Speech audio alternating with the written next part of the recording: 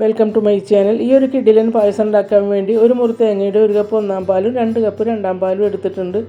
2 അച്ച് ശർക്കര 1/2 കപ്പ് വെള്ളത്തിൽ ഉരുക്കിയെടുക്കണം. അടികട്ടിയുള്ള പാത്രം വെച്ച് 1 സ്പൂൺ നെയ്യ് ഒഴിച്ച് അണ്ടിപ്പരിപ്പ് മുന്തിരി വഴറ്റിയെടുക്കണം. അണ്ടിപ്പരിപ്പ് മുന്തിരി കോരി മാറ്റിയിട്ട് ഫ്ലെയിം ഓഫ് ചെയ്ത് 1 ടേബിൾ സ്പൂൺ അവൽ 1 ടേബിൾ സ്പൂൺ തേങ്ങ വറുത്തെടുക്കണം. ഇത് കോരി മാറ്റിയിട്ട് 1 ടേബിൾ സ്പൂൺ ഗോതമ്പ് പൊടി ചേർത്ത് വറുത്തെടുക്കുക. പാത്രത്തിന് നല്ല ചൂടുള്ളതുകൊണ്ട് ഫ്ലെയിം ഓഫ് ചെയ്തിട്ട് മാത്രം ചെയ്യണം, അല്ലെങ്കിൽ കരിഞ്ഞു പോകും. ഗോതമ്പ് പൊടി വറന്നു വരുമ്പോൾ ഇതിലേക്ക് 2 കപ്പ് രണ്ടാം പാൽ ചേർത്ത് നന്നായിട്ട് കട്ടയില്ലാതെ കലക്കണം. ഇനി ലോ ഫ്ലെയിമിൽ വെച്ച് കുറുക്കിയെടുക്കണം. കുറുകി വരുമ്പോൾ ഇതിലേക്ക് ശർക്കര നീര് ചേർക്കുക. 1/2 കപ്പ് ശർക്കര നീരാണ് ചേർക്കുന്നത്. ഇനിയും ലോ ഫ്ലെയിമിൽ വെച്ച് തന്നെ കുറുക്കിയെടുക്കണം.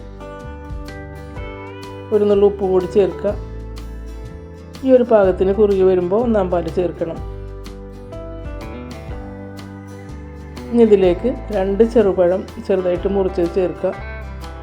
ഫ്ലെയിം ഓഫ് ചെയ്തിട്ട് അവൽ തേങ്ങ വറുത്തത് ചേർക്കുക. അണ്ടിപ്പരിപ്പ് മുന്തിരി ചേർക്കുക.